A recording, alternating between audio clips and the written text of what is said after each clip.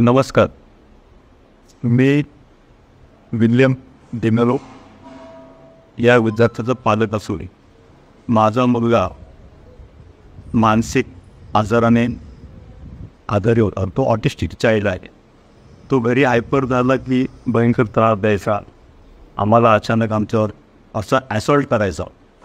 त्यामुळे आम्ही त्रस्त होतो. परंतु कॅलिडा रिहॅबिलिट सेंटर सूच येथे आम्ही त्यास ॲडमिट केले. त्याचा भरपूर प्रभाव आम्हाला दिसून आला. तो शांत झाला. आता तो घरी व्यवस्थित राहतो.